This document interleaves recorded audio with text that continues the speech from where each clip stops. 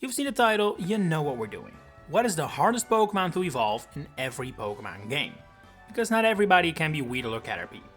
Important note though, I've decided to disqualify trait evolutions from this video for the very simple reason that whether this method is nightmarishly difficult or super easy depends entirely on circumstances.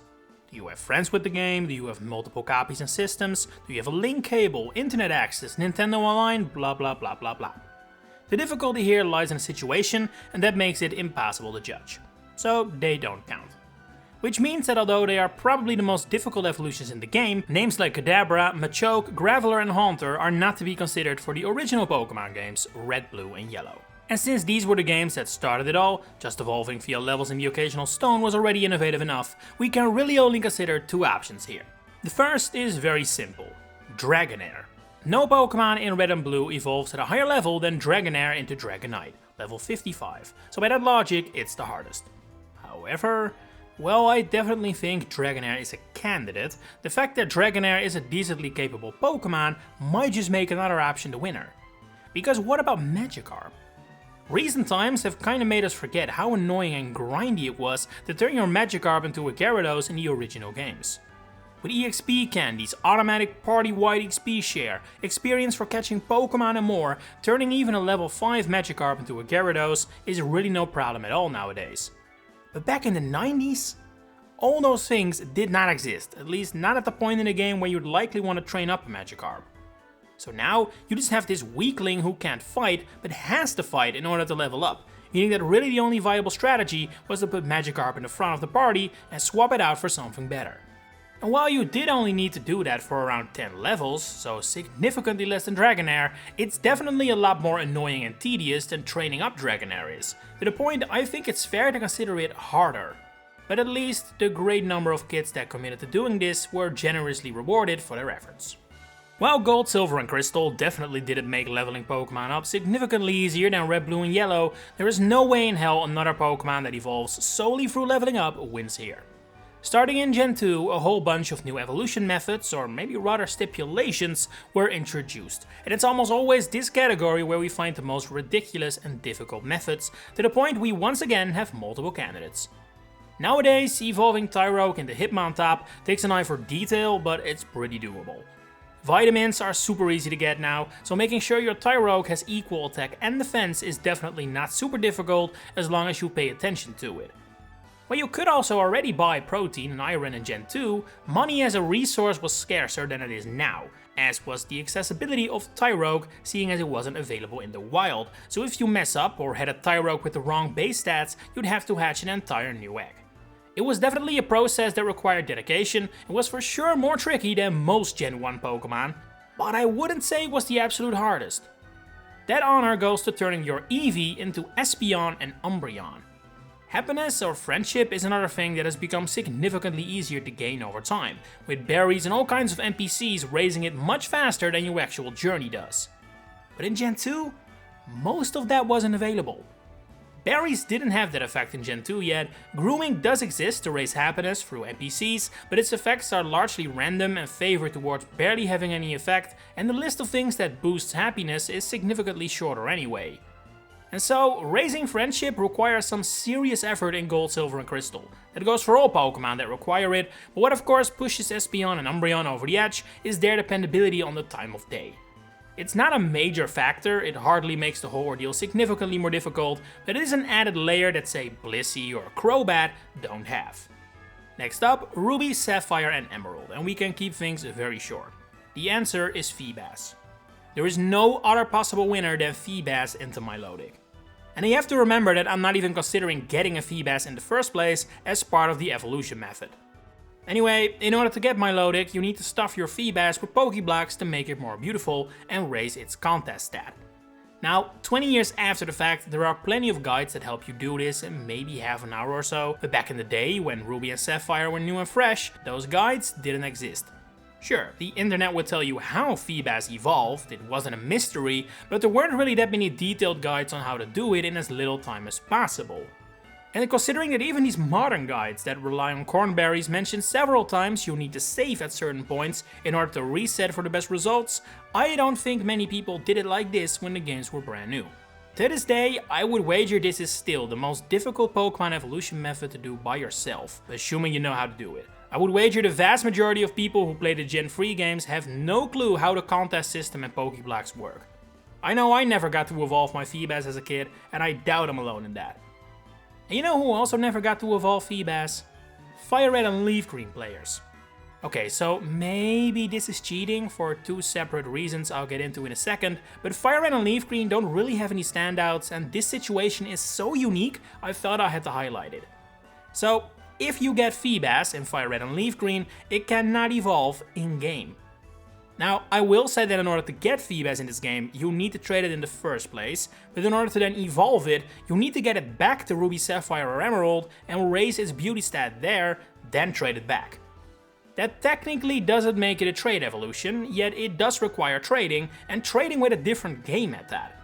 Depending on the circumstances, that either makes it harder or easier, so it's hard to judge, but it felt like I just had to mention this, cause there are not many Pokemon games where you can get a Pokemon and then straight up not evolve it. If we're being technical though, the answer is probably Dragonair again, or one of the Friendship evolutions, so it was always gonna be a repeat anyway. In Diamond, Pearl and Platinum, if I'm being honest, I think the answer is still Feebas, since the Prism skill wouldn't be introduced until Gen 5, but because picking Feebas again is kinda boring, let's opt for a different answer. Feebas isn't a Sinnoh Dex though, so there is really no reason to disqualify it, but alas. Purely for diversity's sake, my vote is going to Baneri. Even though Gen 4 has significantly more ways to raise happiness than Gen 2 did, I still wouldn't call it the cakewalk it is today. And when you introduce a Pokemon that evolves with it, yet starts without it, then yeah, it's a pretty good candidate. Baneri may require Friendship to evolve, but it has this weird quirk where it actually starts out with the lowest possible happiness, which is usually only reserved for box legendaries. For comparison's sake, in Gen 4, Eevee starts with a base happiness of 70, so you're already well on your way to a potential Umbreon or Espeon when you get it. Baneri though, it starts with 0, nothing, it doesn't care about you at all. Getting its happiness up to Lopunny levels may be easier now than it was in Gen 2, you do need more points to get Baneri there, so I think it's a good candidate, although Feebas is still the technically correct answer. Feebas isn't in the HeartGold and SoulSilver decks though, and because unlike FireRed and LeafGreen there is no shortage of options here, I didn't consider it a candidate again. Because first up, there are more Feebas here. Magnezone, Probopass, Glaceon and Leafeon all have pre-evolutions that are natively available in HeartGold and SoulSilver, but just like Feebas and the Kanto remakes, they have the unique situation that you cannot evolve them there. They're location bound, and those locations were, at the time, exclusive to Sinnoh. So in order to evolve, say your Johto native Magneton, you needed to send it to Diamond, Pearl and Platinum, evolve it, then send it back. It's not a trade evolution, but it does require trading. Not ideal. But because it's very hard to judge how hard something like that is for every individual player, I wanted to pick another candidate that can evolve purely with one copy of HeartGold and SoulSilver, yet is super annoying to actually do. Gliscor and Weavile. Getting a Gligar and Sneasel is pretty doable in Johto, I'd say, it's their native region for a reason, and yet evolving them is difficult to an annoying degree. The Razor Claw and Fang, required for their evolution, can only be obtained through the Battle Frontier. 48 BP for each. Pay up if you want your Gligar to finally evolve in the post-game. And for those of you who have never dabbled in the Battle Frontier, 48 BP is not a small amount. It's not crazy high either, but the fastest way to do it requires beating at least one Frontier Brain, so that's some serious Battle Frontier play. It's not as simple as just going in and winning one battle and dipping again. If you struggle at keeping up a streak, which you very well might, this was far before making your Pokemon competitively viable was easy, then you might be at this for a while just to get the item necessary to evolve your Gligar and Sneasel. Calling in help from Sinnoh suddenly doesn't look so bad anymore, now does it? On to Black and White and their sequels, where I can finally stop talking about Feebas because the Prism skill was introduced, not only making it much easier, but also making it a trade evolution. In many ways, Black and White tried to sort of reboot the Pokemon series and harken back to Red and Blue in many ways, and believe it or not, we're doing the same here. Because for the second time in this video, the winner is simply a level evolution. I don't have to tell you how ridiculously high leveled some Unova Pokemon need to be to evolve. It worked decently enough in the level curve of the region itself, but in hindsight, I can't imagine Game Freak don't regret it themselves. And without a doubt, the two worst defenders were Larvesta, which evolves at level 59, and Zweilous, which evolves at a record level 64. And in a way, this is the Magikarp Dragonair situation again. Yes, Zweilous needs to go higher, but I would wager getting a Larvesta to level 59 is significantly harder to do. Now, do note that Volcarona can be caught in Unova, while Hydreigon can't, but don't forget, this isn't about the hardest Pokemon to get, it's the hardest to evolve. That you need a Volcarona in order to even get a Larvesta in Black and White 2, for example, doesn't matter for the topic of this video.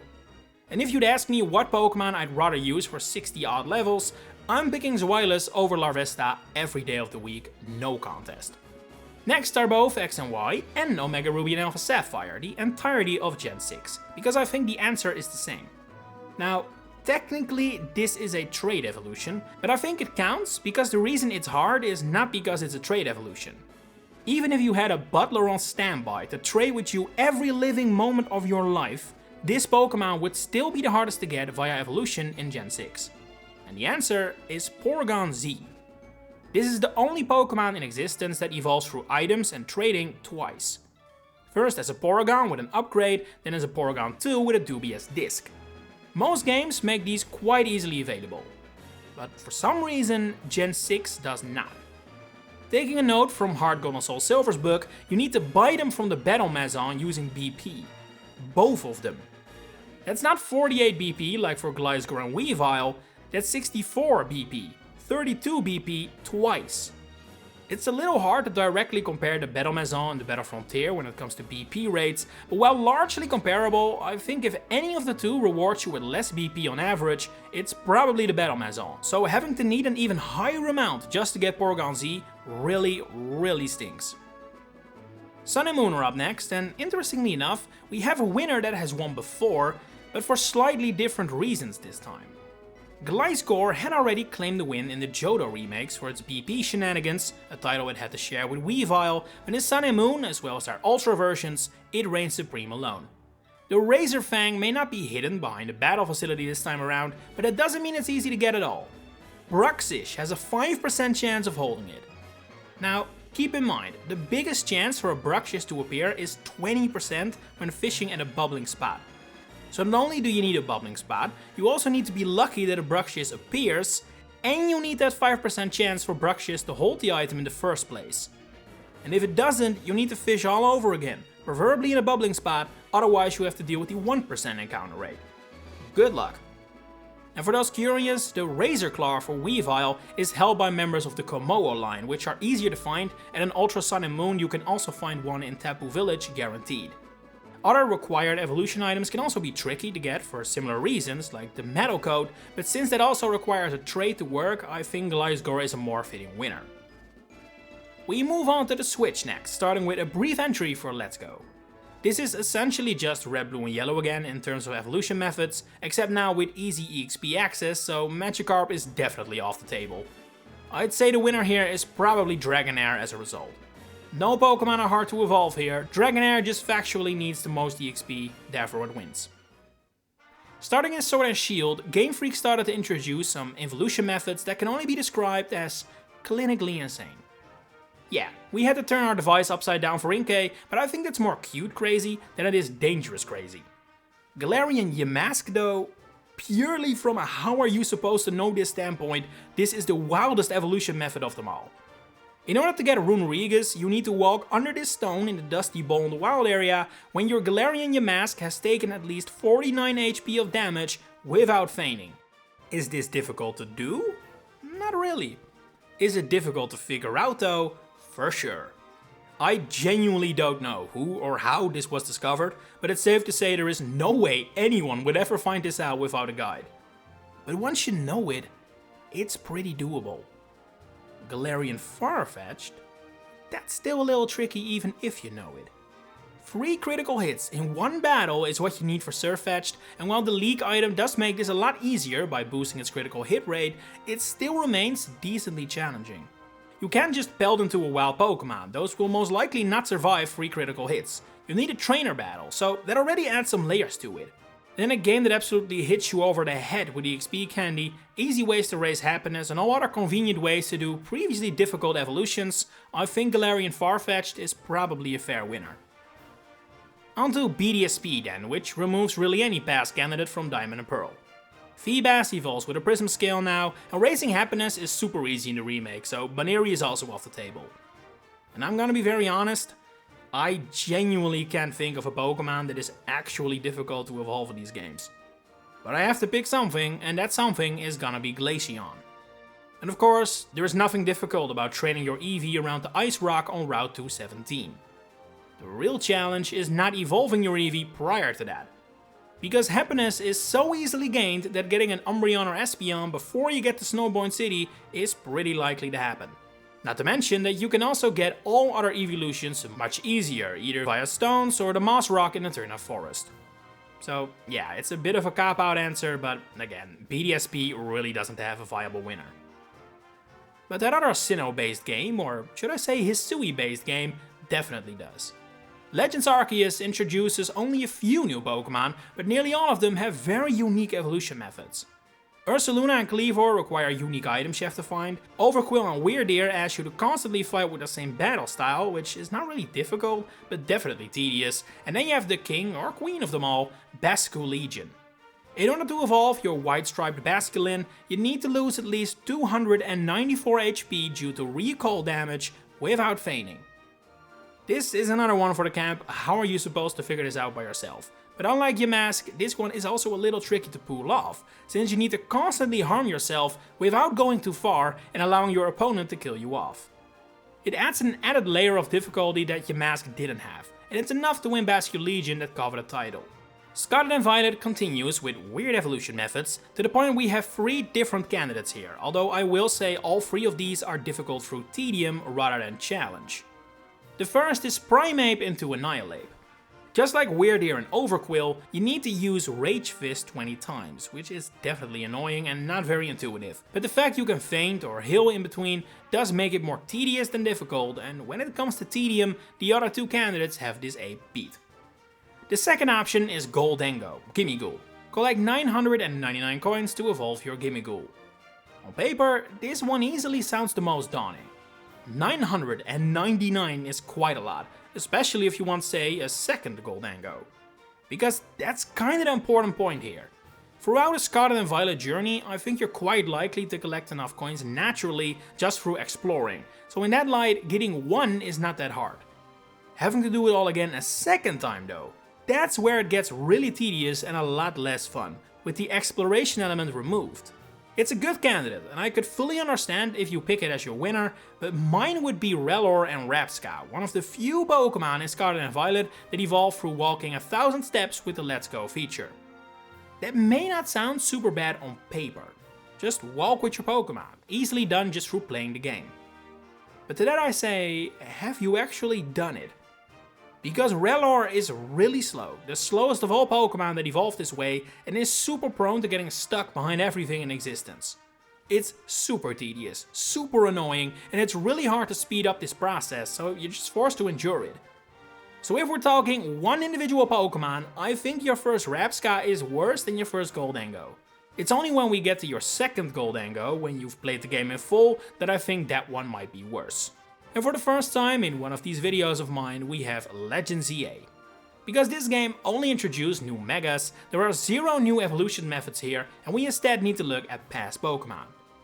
But because this game is also in the post-Candy EXP for everything era, there are really not that many difficult ones.